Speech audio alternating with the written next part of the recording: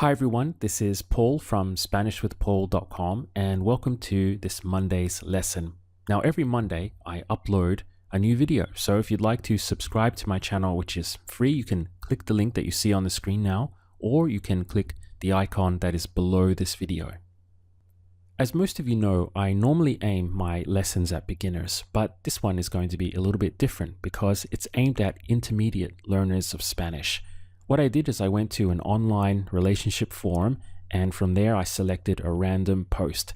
Now this was something written by a real guy where he was telling everyone how his girlfriend had been cheating on him for the last 5 years with his best friend. So what we're going to do is take this post and try to translate it. The nice thing about this technique is that we're taking very natural sounding English because it's written by a real native English speaker in the way they would normally speak. And the challenge will be to try to convert that into equally naturally sounding Spanish. This will also give you a good idea of the level of Spanish you'll have after going through my main course, Spanish with Paul. So let's have a look. The post reads, "My girlfriend and I have been together for over 9 years. A few days ago, she dropped a bombshell and told me that she's been cheating on me with my best friend. To say that I'm shocked and heartbroken is an understatement. The affair has been going on for 5 years. She's confessed everything to me about the affair, including the times, dates, and places, but I still can't believe it. Once they even did it on my birthday. I've hardly slept or eaten in 3 days. I asked her why she's doing this to me. I have always been very loving and caring towards her. I have always supported her. She tells me that it's all her fault and that she never wanted to hurt me. She says that she can't go on lying to me anymore because the guilt is killing her.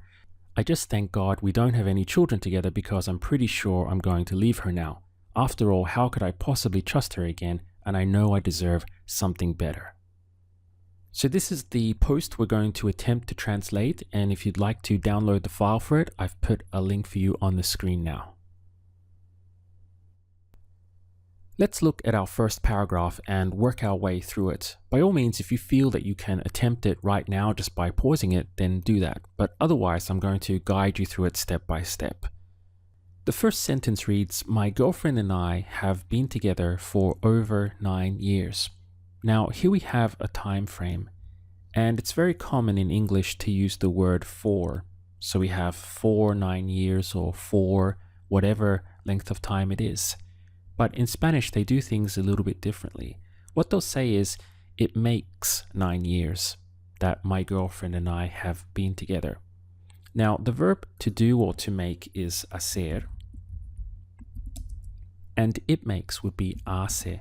So this is where the name is coming from, the hace formula, and we use it very frequently when we're referring to time frames in Spanish.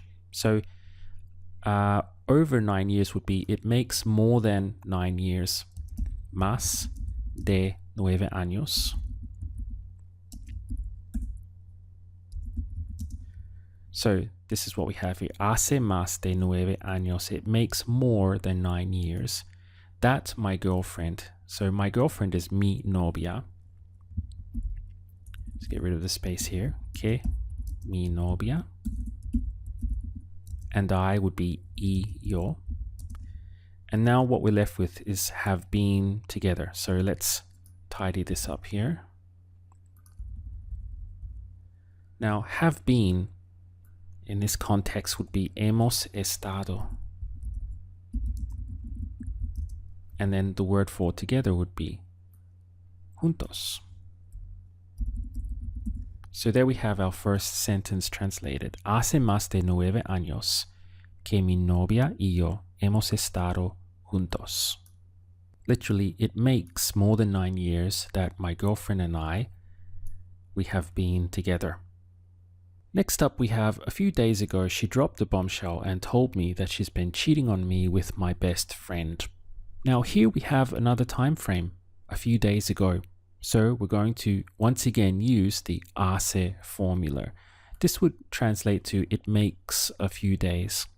So we have hace for it makes, and then unos días would be a few days. Now, this is interesting because we have, it's not quite slang in English, but it is a saying in English to drop a bombshell. Now, sometimes Spanish will have these very similar sayings and sometimes they won't. In this case, it's kind of like 50-50 because in Spanish, they don't drop a bombshell. What they'd say is throw a bomb. So you can see that there is a correlation there, but it's not exactly transferable word by word. So first of all, the verb to throw is lanzar. We'll put it over here. So this means to throw. Now she threw, that's in the preterite past. So this is going to become lanzó for she threw. And then instead of a bombshell, they just say a bomb. So it would be una bomba. So we can get rid of all of this. And we're left with, it makes a few days. Hace unos días, she threw a bomb. Lanzó una bomba. And she told me would be y me dijo. To me, she told. Again, this is preterite past of the verb decir, that she's been cheating on me. So let's just get this word that, which is que. Now, the thing to focus on here is the verb to cheat on or to be unfaithful to. In Spanish, we have engañar. So like this. This is the verb and everything centers around the verb. So she's been cheating. First of all, this cheating is, we have this ing, right? So we get that by engañando. We change the ending here. And then she's been would be ha estado. We can get rid of this. So we have hace unos días lanzó una bomba y me dijo, she told me that she has been ha estado engañando, cheating. And it would actually sound much more natural to put me up here. So we'd have, to me, she has been cheating. Me ha estado engañando. You can see that that's a little bit complex, that structure there.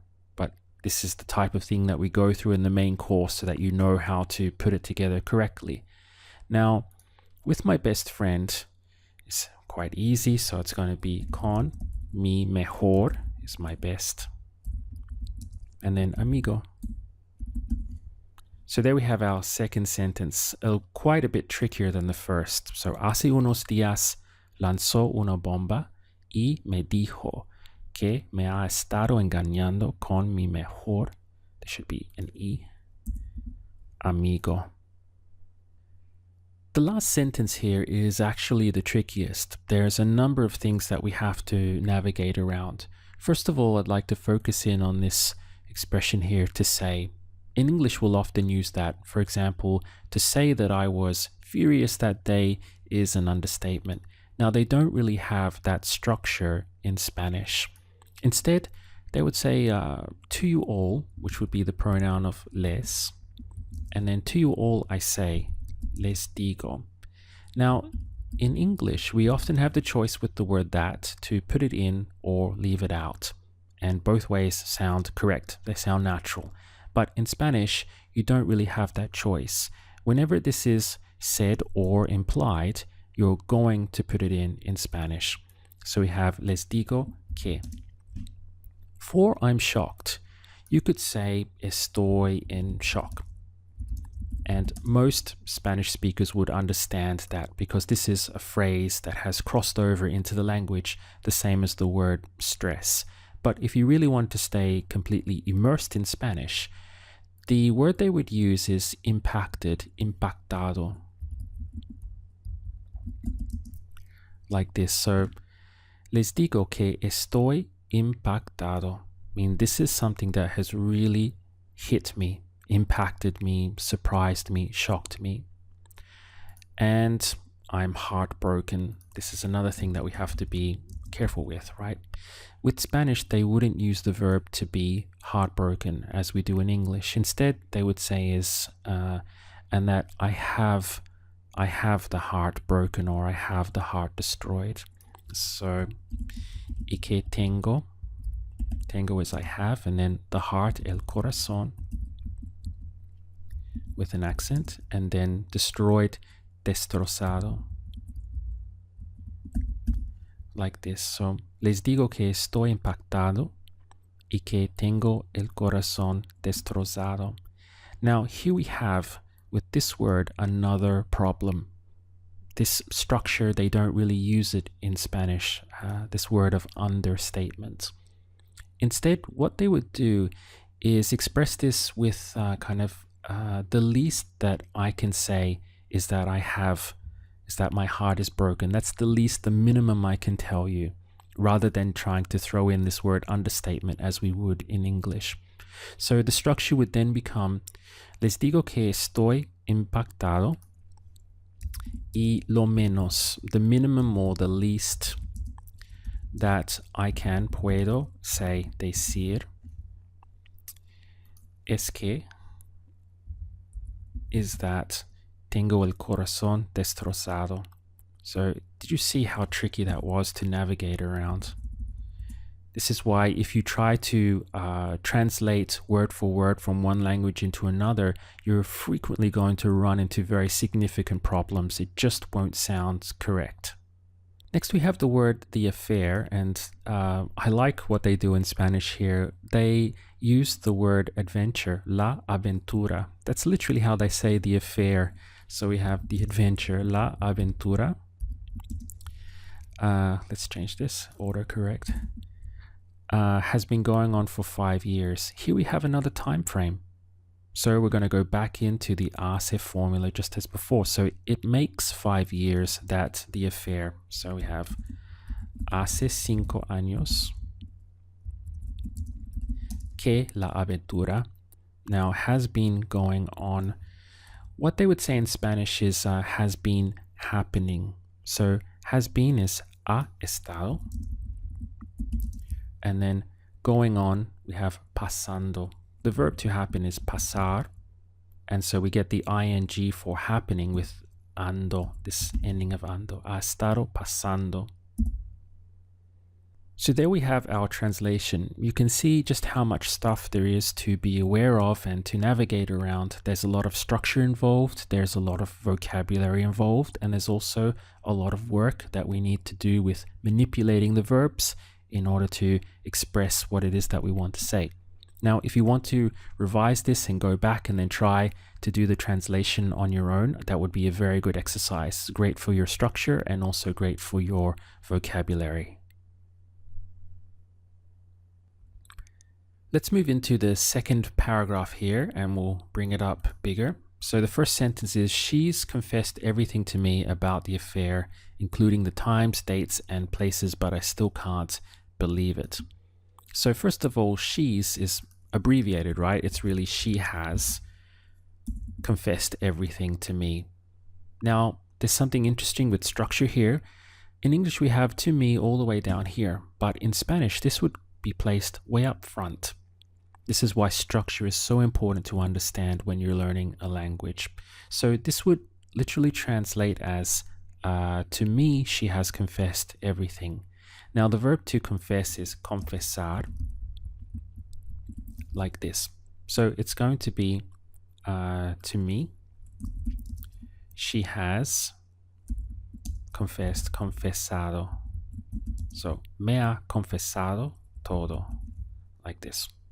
So we can get rid of all of this. And this as well, to me.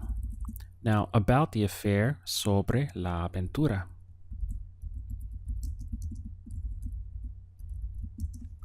Including the times, dates, and places. This would be incluidas.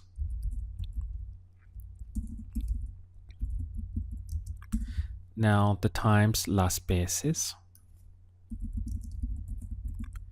Dates would be las fechas. And the places, y los lugares.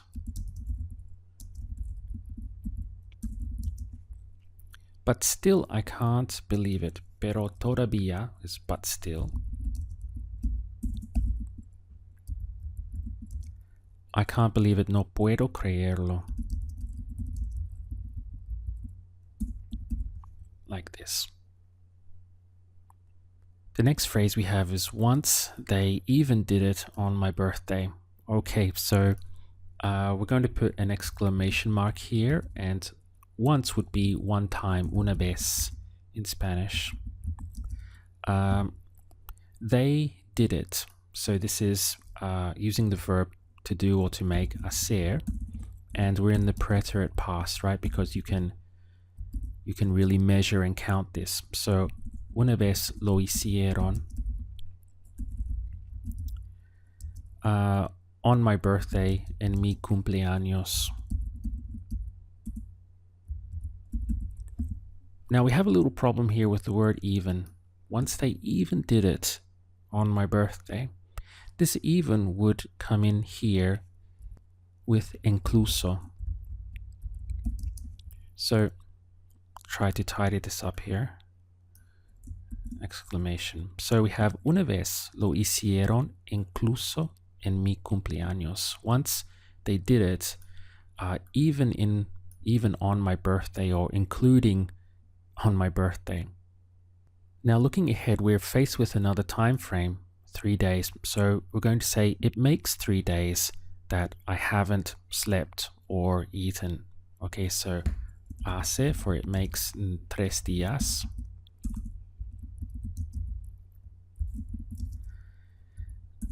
That I haven't, que no he dormido. And ni comido. Like this. So let's get rid of this. Literally what we're saying is it makes 3 days that I haven't slept, nor, this ni is standing for nor ni eaten. Haven't slept nor eaten. Then we have I asked her. So this is asking for information, which means we're going to go with the verb preguntar. And remember that we're asking to her. So we have the pronoun of le, meaning to her I asked. This is also going to be preterite. So the verb is preguntar, which will go to pregunté for. To her I asked. Le pregunté. Now, why she's doing this to me? So we have por qué. Again, this would go up front when you know or you understand structure in Spanish. Why to me she is doing this? ¿Por qué me está haciendo? And then the word for this, esto. Change this like that. And we'll tidy this up. So we have, le pregunté por qué me está haciendo eso. To her I asked why. To me she is doing this. Está haciendo esto. Then we have, I have always been very loving and caring towards her. So again, this word always is going to come up the front in natural sounding Spanish. They would say always I have been very loving and caring with her rather than towards her. So it would be siempre. I have been. Now, here we have a decision to make, right? Are we going to go with estar or ser? So what we're describing here is something, part of our identity towards her is that we are a loving and caring person. This is not something that we're loving and caring just for 1 hour or 1 day and the rest of the time we're not. What we're expressing here is that our identity towards her, the way we are perceived towards her, is being loving and caring. So for that reason, we're going to go with the verb ser. So siempre he sido for I have been rather than he estado. You see how important it is there to make the distinction between ser and estar, regardless of what verb tense you're actually using. So we have he sido muy amoroso for loving. And caring would be y cariñoso. Like this. So We're left with towards her. Again, they wouldn't say towards her, they would say with her, con ella, like this. Get rid of that. Now, I have always supported her. The thing to concentrate on here is to support, which is apoyar, the verb. And then supported, I supported. We're going to go again into the preterite, so apoyé, and then it would be her with the pronoun of la. So her, I supported, with siempre up front. So I always supported her. In Spanish would be always her, I supported. Again, the structure is different. So there you have the second translation for that paragraph. Me ha confesado todo sobre la aventura, incluidas las veces, las fechas y los lugares, pero todavía no puedo creerlo. Una vez lo hicieron incluso en mi cumpleaños. Hace 3 días que no he dormido ni comido. Le pregunté por qué me está haciendo esto. Siempre he sido muy amoroso y cariñoso con ella. Siempre la apoyé. So let's move on to paragraph number 3 now, and once again we'll bring it up bigger. So we have, she tells me that it's all her fault and that she never wanted to hurt me. So she tells me is me dice, to me she tells that it's all her fault, que todo, that everything is her fault, es su culpa, like this. So we'll get rid of this. And that she never wanted to hurt me. So this never is going to come up front. Y que nunca. Now, when you use the word nunca, you're going to be pretty much forced into the preterite past in Spanish. So, y que nunca quiso, for she wanted. This is the preterite past of the verb querer, to want. Y que nunca quiso. To hurt me, you have a few options. You could just say, like, to wound me. Whoops, my spelling's gone crazy there. You could say herirme. This is to wound me. Or you could also say hacerme daño, to do me damage. Like this. Either way will sound fine. Y que nunca quiso hacerme. We don't need this. Daño. And we're going to erase this. She says that she can't go on lying to me. So once again, we have me dice, for she says to me. Me dice que. Now, she can't go on. What you would say is that she can't continue lying to me. Que no puede, for she can't. And then to continue would be seguir. And then lying to me. So let's get rid of this here. Now, the verb to lie is mentir. But when we go into lying, this will actually change this E to an I. So we have mintiendo, something to watch out for with that verb. It's a little bit irregular there. So she can't continue mintiéndome.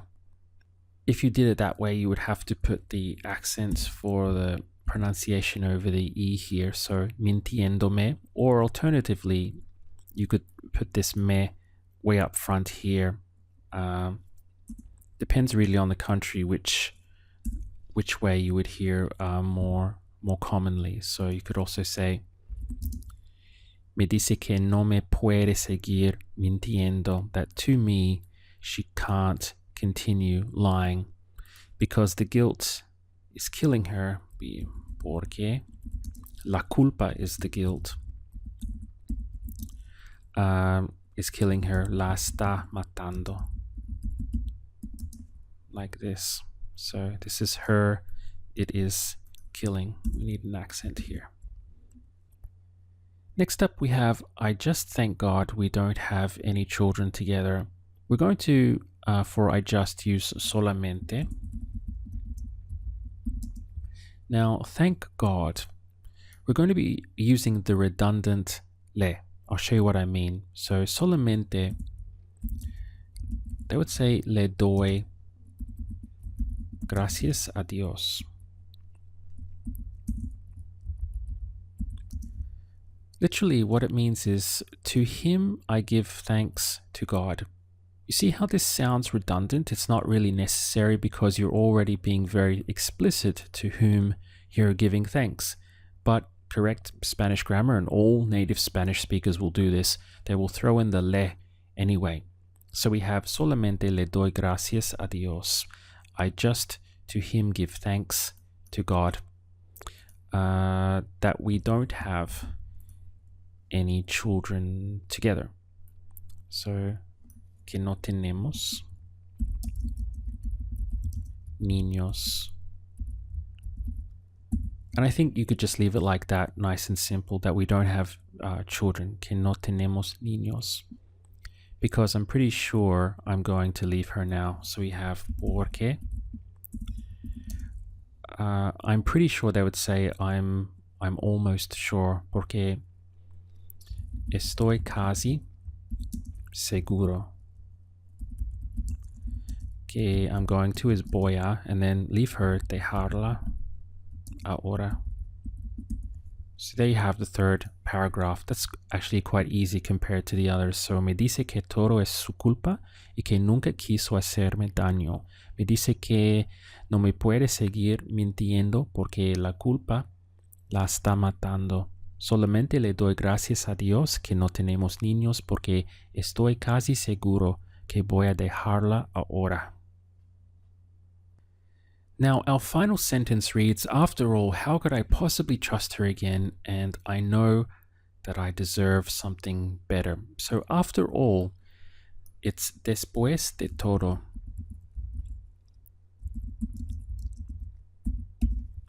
Now, how could I possibly trust her again? This in Spanish, I would phrase it as, how is it possible that I could trust her again? So we have, ¿cómo es posible que? Now this posible que is going to trigger the subjunctive, meaning how is it possible that I might be able to trust her again?